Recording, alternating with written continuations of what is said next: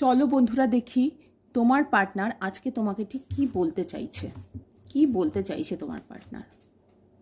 You can do this. Time for action.